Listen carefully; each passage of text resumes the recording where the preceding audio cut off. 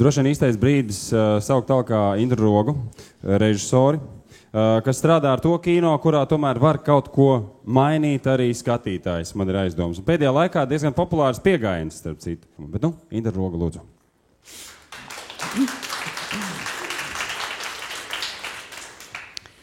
Te jau lēnām, pamazām pieskārāmies arī tai tēmai, par kuru es gribēju runāt, kā mēs redzam, iztēle tiek lietota pilnīgi visās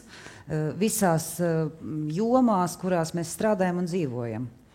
Un es esmu praktiķis, un tāpēc es ļoti gudri runāt nemāku, es māku runāt tikai praktiski, un tāpēc arī runāšu praktiski. Mana profesija būt uz skatuves un runāt ar jums zālē, vai arī sēžot zālē, radīt to, ko jūs redzēsiet uz skatuves, un saistās ar vārdu radīšana un radītājs. Tas ir gandrīz kaut kas līdzīgs, kā atļauties būt mazliet kā dievam. Un līdz ar to tas ved sev līdzi arī tātad publiskumu, to, ka jūs sēdēsiet zālē, vērtēsiet un teiksiet, tu neesi nekāds dievs, tu neko nesaproti. Un mana profesija ir, cik es tā zinu pēc pētījumiem, otrā infarktu biežuma ziņā.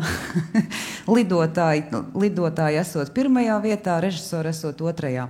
Aktieriem līdzīgi, bet aktieriem ir mazlietiņa savādāka profesija, viņi strādā ar jums pa taisno. Atšķirībā no kino, par ko šodien mēs runājam un sarunājamies ar jums tikai caur iztēli. Un tas nozīmē, ka, teiksim, nav nekā cita, ar ko mēs komunicējam tanī brīdī, kad es atrodos uz laukuma, uz skatuves un jūs zālē. Droši vien tas pats ir arī ar kino, bet ar kino tas ir iespējams vienu reizi, jo ir tas dublis, kas ir nofilmēts, un viņš tāds paliek, un viņš nekad nemainīsies. Izrādē, protams, teātrī atnākot uz katru konkrēto izrādi, jūs nekad nebūsiet redzējuši tieši to pašu izrādi, kuru tika spēlēt vakar vai iepriekšējā reizē. Un tāpēc, teiksim, kādreiz ir cilvēki, kas nāk vairākas reizes uz vienu un to pašu izrādi un katreiz kaut ko atrod pilnīgi citu un pilnīgi jaunu, jo katru reizi viņa dzimst tieši tagad un tieši kopā ar tiem cilvēkiem, kas šobrīd sēž zālē. Ja, jo arī jūs piedalāties izrādes radīšanā. Atkarībā no savas pieredzes, atkarībā no savas uztveres, atkarībā no savas dzīves notikumiem, atkarībā no tā, kāda jums šodien bija diena, ja, un tad ir tā, vai nu man izdodas, vai, teiksim, aktierim un izrādē izdodas jūs uzvarēt un padarīt visus par vienotu, ieslēdzot jūs visus tādā iedzienā kā kolektīvā iztēle. Un tad mēs visi kopā domājam vienu domu, mēs esam kopā parunājuši par vienu un to pašu lietu. Ja, iztēle, protams, ir pilnīgi visiem cilvēkiem, un bērniem viņi ir fantastiski, kā jūs zinat, un tāpēc tam viņi tiek ielikt rāmjos un pateikts, kas ir pareizi un kas ir nepareizi. Un tad cilvēks zina, ka nepareizi ir tā darīt vai nepareizi ir tā domāt. Aktieris mazlietiņ līdzinās tādā nozīmē bērnam, jo viņam būtībā ir uz sitienu jānotic visam, ko viņam saka. No otras puses šī profesija ir mazlietiņ tāda kā prostitūtei, jo, teiksim, 4, piemēram, 5 reizes sezonā mēs mainām ticību mākslai. Tas nozīmē, atnāk režisors, ja, es atnāku un mēs runājam ar aktieriem par kaut kādu tēmu, un mums ir visiem savstarpēji jānotic, ka tieši tā ir tā māksla, kura mainīs pasauli, kura iedarbosies, kura šobrīd ir vajadzīga, un tieši tas, ko mēs atklāsim, kaut kādu mazu daļiņu no realitātes, kā mums liekas uz to brīdi, ja? Un katru reizi atklāsim viņu no jauna, tad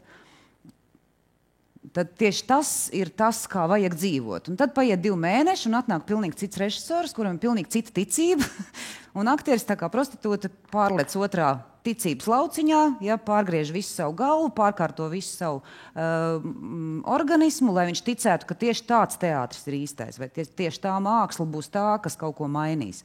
Jo mēs, protams, visi gribam kaut ko ar jums runāt. Un būtībā nevis tāpēc, lai, godīgi sakot, laikam ne tāpēc, lai mainītu pasauli, bet tāpēc, ka mums pašiem bezprātīgi interesanti atklāt kaut kādu, izdarīt kaut kādu atklājumu, atrast kaut kādu atklāsmi, tādu mazu smilšu graudiņu no visas lielā tūkstneša, to vienu lietiņu kaut kādu. Ja, teiksim, piemēram, izrādi var radīt arī no viena maza emocionāla iespaida. Vienalga, vai tas ir emocionāls, vai tā ir doma. Piemēram, tāda doma, kā pēkšņi tu saproti, ka tavs cilvēks, ar ko tu kopā dzīvo, var nomirt. Ka tas ir reāli, ka tā nav. Un tad par to sekundi, kad tavā galvā notiek šis apvērsums, ir iespējams uztaisīt veselu izrādi. Un bieži vien izrādēm nav lielākas, teiksim, kaut kādas, nekas tāds, ko tu ar to gribi pateikt. Bieži vien nē. ļoti, ļoti bieži, vismaz man tā ir, ja, ka vienmēr tā ir kaut kāda ļoti maza konkrēta lieta, kur apaug pēc tam ar ļoti daudzām citām lietām. Ja? Tālāk, teiksim, runājot par to svešās dzīves dzīvošanu, ja, kā aktierim, tur ir tā starpība. Tātad iztēle mums ir visiem, un tad ir tāds brīdis, jo iztēle ir apbrīnojama bagāta lieta. Un visgrūtāk vadāmā un visgrūtāk organizējamā lieta, teiksim, arī aktieru instrumentā un arī cilvēkam dzīvē. Ja? Mums daudzreiz tā pēkšņi ienāca kaut kas prātā, viss, un tavs viss organisms tu pēkšņi nosarki, vai pēkšņi tev karsts palika, vai pēkšņi kājas sāk trīcēt, ka ienāca, teiksim, jūs gadījums dušā. Ja? Pēkšņi viss un nevar. Ja? Bet to ir iespējams īstenībā, teiksim, iztēle var darboties daudzos dažādos virzienos. Piemēram, eksistē vesela jūra treniņu, ar kuriem caur iztēli mēs varam izārstēt vispār savu visu veselību un iztīrīt dvēseli. Teiksim, iztēle glabā kaut kādu mistisku lietu, tāda kā matrica. Iztēle ir tāda kā matrica, kuras saglabājusi ir ļoti, ļoti daudz informācijas no tiem gadsimtiem, pat kuros mēs neesam dzīvojuši. Abrīnojamā kārtā mums galvā, zemapziņā, kaut kur mums visa tā informācija, kas pasaulē ir notikusi, viņa mums ir. Un tāpēc, teiksim, ir zinātniski veikti visādi pētījumi. Ja es nezinu, droši vien, ka starpība ir arī ir liela starpība starp, teiksim, radošas profesijas iztēli un, teiksim, egzakto zinātņu iztēli, ja, vai teorētiķu iztēli. Tās arī divas dažādas, laikam, lietas. Ja, jo ir, Pēterburgā veikti pētījumi, kad pieslēdz pie galvas ļoti daudz visādus aparātus un nosēdina, teiksim, aktieri. Un viņam liek atcerēties kaut kādu asu notikumu. Tad to pašu izdara, teiksim, ar fiziķi. Un izrādās, ka fiziķim normāli organisms nobloķē visu, un iztēle, viņš organisms kļūst pasīvs. Aktierim tanī brīdī sākās visi, dačiki vai kā tas, tie visi sprākst uz augšu, jo viņš ir pilnībā ar visiem saviem nerviem, muskuļiem, domāšanu, viņš ir pieslēdzies tai konkrētajai lietiņai, un viņš viņu jau spēja izdzīvot caur savu organismu, caur saviem nerviem, ja? Un ja mēs, teiksim, piemēram, tādā treniņā runāsim apziņas plūsmu par kādu konkrētu tēmu, piemēram, mēs neko nezinām, es neesmu dzīvojis, teiksim, Čehova laikā, es neesmu dzīvojis Šekspīra laikā, bet man jāspēlē Šekspīrs. Un, piemēram, es izvēlos konkrētu tēmu no konkrētu materiālu, un es runāju, kā minimums nepārtrauktā runā 40 minūtes. Minimums 40. Protams, 2 stundas vēl izcili dabūsiet tādus kosmosus laukā no sevis, ka paši brīnīsieties un negribēsies iet ārā. Tā ir tā saucamā pārcelšanās tajā citā laikā, citā kaut kādā vietā, citā vidē un tam līdzīgi. Protams, tas ir tikai iztēles treniņš, lai, teiksim, radītu dzīvotu svešu dzīvi un radītu kaut kādu citu lomu. Tev vēl ir jābūt arī tādam kā, kramplauzim. Un mazlietiņ ir jāuzlauž tas kods, kādā tas cilvēks, kas ir uzrakstīts, domā. Jo viņš domā savādāk. Un, teiksim, ja man, piemēram,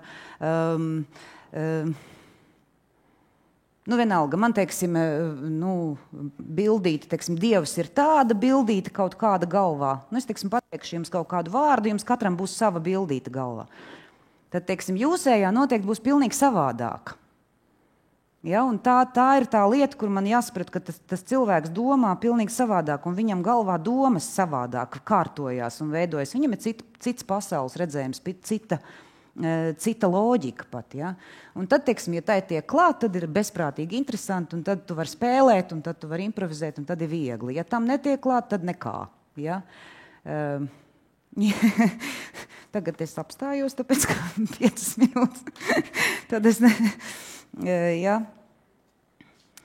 Būtībā visu to var teiksim, dabīgi, ka iztēlē ir arī milzīgi daudz lamatu, un nevelti, teiksim, aktieri bieži vien nonāk kaut kādās arī tādās, trakās situācijās, tā viņš tur, teiksim, pēkšņi pēc izrādes sēž, raud, netiek ārā no lomas, nu tā to sauc.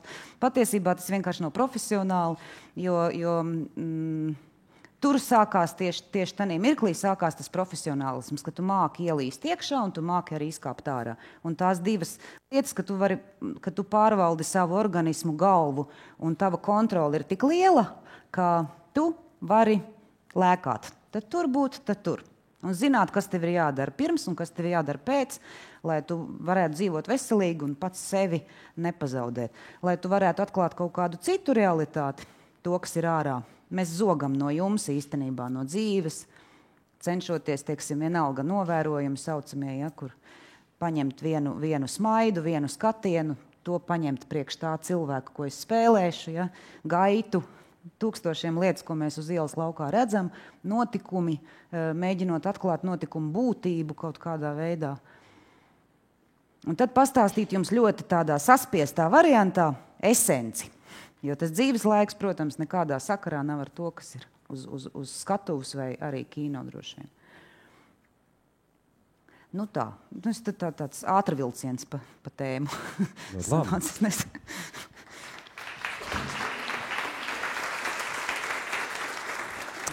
Lūdzu, jautājumi. Man ir jautājums tāds, it kā, redz, tu māci treniņa rezultātā to aktieri iedzīvoties kaut kādā lomā, izjust, iejusties, attīstīt empātiju, nu viss šīs lieliskās īpašības, viņam jābūt ir jūtīgam vai jutīgam. Nu tātad viņš kļūst ar vien cilvēcīgāks un cilvēcīgāks šo treniņa rezultātā, tā ir? Nevienmēr. Aktieri, profesori, viņi taču ir egoisti. Mēs esam ļoti lieli egoisti. Mēs gal galā esam izdomājuši, ka mums ir tik daudz, krieviski tāds vārdiņš, ģerzests, latviski uzdrīkstēšanās, atļaušanās, ka es te tagad stāvēšu un jūs uz mani skatīsieties. Tā ir ļoti tāda, mēs tā izrādāmies no vienas puses. No otras puses tas nozīmē, ka tam cilvēkam ir tik daudz ideālā gadījumā. Tas nevienmēr ir ideāls, kas dzīvē notiek. Kā tas īstenībā ir. Ideālā gadījumā tas nozīmē, ka viņš tik daudz kaut ko grib ar jums ar cilvēkiem citiem dalīties, ka viņš nevar to pie sevis noturēt, un tā viņam ir nepieciešamība. Izpausties šādi. Kas ir tie cilvēki? Tu noteikti zini, ja tā var teikt, tāds kopīgs raksturojums vai raksturīgās iezīmes cilvēku, kur tu uzreiz redzi, ka šis cilvēks droši var kļūt par aktieri. Kam ir jāparādās, vai ir kaut kas, pēc kā viņus atpazīst? Topošos aktierus, kuriem ir talants, vai viņi tur spēlē bērnu izrādēs, vai dzied, vai katru reizi, kā ierauga skatuvi, tā kāpj uz skatuves un vienalga, ko dara? Nē, tā ir ļoti sarežģīta lieta, un vēl joprojām, teiksim, tad, kad notiek uzņemšana teātra fakultātē, tā ir, tur sēž daudz cilvēki, kas mēģina uzminēt to talantu. Viens no tiem veidiem būtu tiešām pielikt tos aparātiņus un izmērīt. No vienas puses varētu kaut ko izmērīt. No otras puses tas nebūtu negarantē, jo ir vesels kopums, no kā sastāv cilvēks uz skatuves, lai viņš būtu spējīgs strādāt teātrī, principā, tāpēc, ka tā ir kolektīva māksla. Tad viena no lietām ir raksturs, otra no lietām ir, kas viņam galvā, trešā no lietām, kā viņš spēja, ko viņš no dzīves zina, vai spēja pastāstīt, vai kas uz viņu atstāja iespaidu. Vai viņš var kļūt par pilntiesīgu aktieri arī 18, 20 gadu vecumā, ja tomēr tam briedumam ir nozīme? Nē, briedumam neapšaubām ir nozīme. Viņš, protams, var nospēlēt vismaz vienu lomu. Un būtībā, teiksim, pie ļoti laba, gudra režisora, kurš spēja organizēt apstākļus. Katrs cilvēks ir spējīgs nospēlēt vismaz vienu lomu. Vairāk nē. Tur sākās jau profesija tālāk, ja? Bet vienu teiksim, lomu var iztaisīt, ja? Un var arī organizēt apstākļus tā, pie tam arī kino, piemēram, īstenībā reizēm stipri vieglāk. Jo, teiksim, tu viņam vari, es pati atceros personisku notikumu, man bija, nezinu, cik man bija gadi, 11 kaut kādi gadi, kad man bija kaut kāda epizode autobusu pieturā, un režisors man pateica, tu skaiti tos dakstiņus tur augšā. Pretējā mājā es skaitu dakstiņus, ekrānā es tā domāju, ka traks var palikt. Patiesībā es nedomāju neko, es tikai rūpīgi skaitu dakstiņus, lai nesajauktu to skaitu. Tā kā Tagad mānīties tur ir iespēja. Mums ir skaidrs domīgās izteiksmes izcēlesme, vai ne? Nevienmēr, jo ir starpība, vai tā ir domīga vienkārši, vai tā ir darbīga. Un tur jau sākās tā atšķirība. Paldies, Indra. Paldies.